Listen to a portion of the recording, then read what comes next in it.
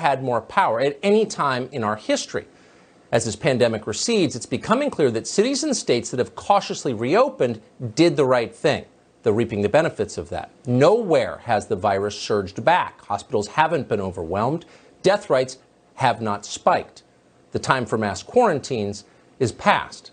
And yet in some places, and this is the measure of bad leadership, lockdowns are becoming more restrictive, not less, and much, much weirder.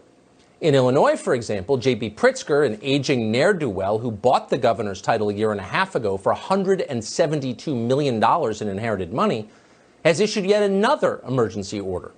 This time, Pritzker vows to imprison business owners if they try to reopen. Meanwhile, in New York City, pothead Mayor Bill de Blasio has announced that anyone who dares to swim will be yanked out of the water, of course, because the virus spreads so easily in the ocean. Pothead Bill. In Los Angeles, as we told you on Friday night, the mayor there has told beachgoers they can walk on the wet sand, totally fine, but not the dry. Dry sand is dangerous. On Long Island, Nassau County Executive Laura Curran has banned doubles tennis. Watch.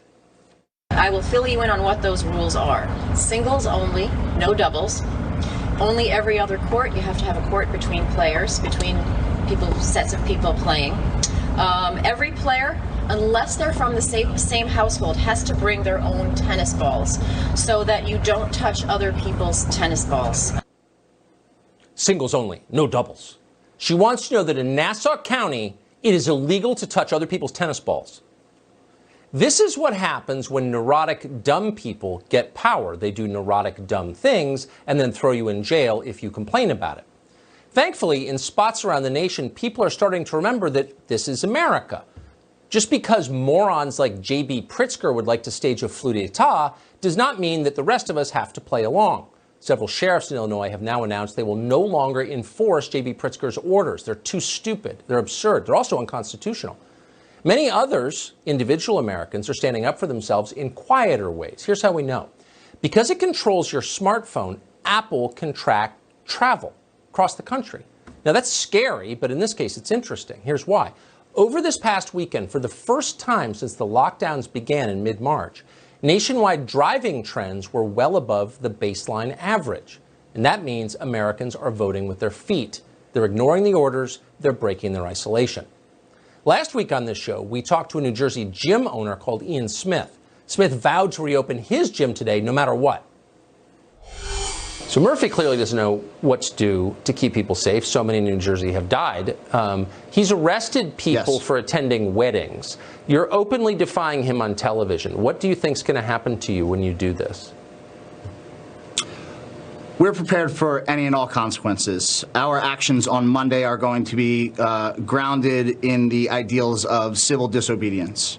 What we intend to showcase is that we reject the premise of essential versus non-essential businesses. So Smith wasn't joking. His gym reopened today, and a big crowd arrived when it did. The police arrived, too. Here's what happened next. We are and we're only here for everybody's safety today. We plan for the worst, hope for the best, and it seems like that's what we have out here today. Yeah. Formally, you are all in violation of the executive order. On that note, have a good day. Everybody be safe. Kind